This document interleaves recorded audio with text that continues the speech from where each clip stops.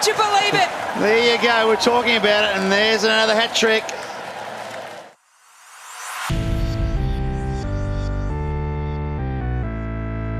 Well, my number 5 moment was Darcy Short's first 100, highest score ever in the Big Bash, 122. It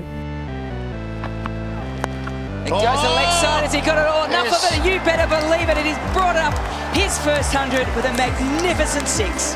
Just in complete control of his game once again. Hit boundaries when he needed it, clear the ropes when he needed it to, but on the back of a couple of 90s leading up to that, I think certainly from an outsider looking in, you could see how disappointed he was a couple of times not to quite get to 100, but to nail it down that game and make, as I said, the biggest score ever in BBL history, that's one that I'll never forget. It goes the leg side. Has he got it all? Enough of it, you better believe it. It is brought up his first 100 with a magnificent 6.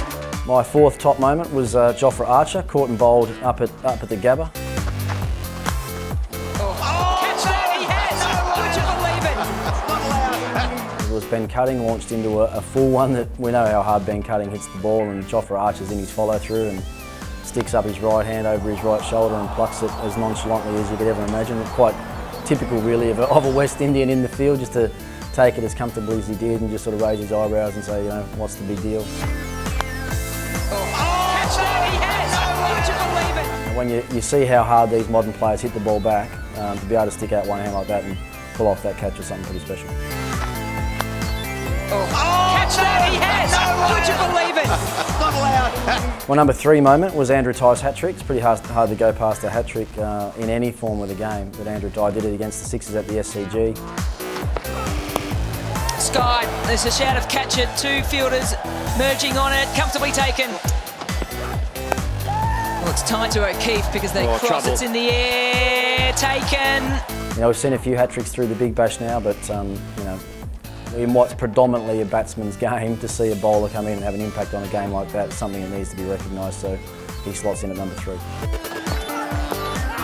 there's a shout! Has he? Would you believe it? There you go, we're talking about it, and there's another hat trick. My number 2 top moment for the tournament is probably going to be everyone's number 1 moment, and that was the Lachlan WEATHERALD catch.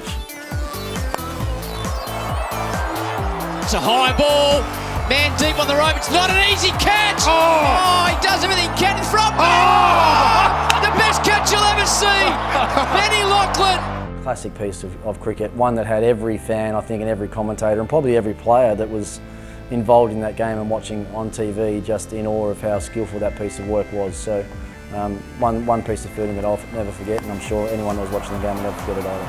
It's a high ball, man deep on the rope, it's not an easy catch! Oh, he does everything he can in front! Oh! The best catch you'll ever see! Benny Lachlan takes it! Well, my favourite moment for the Big Bash this year was actually in the final, Jake Weatherall's 100 in the final. Outstanding! Outstanding from Jake Weatherald. He comes back for 2.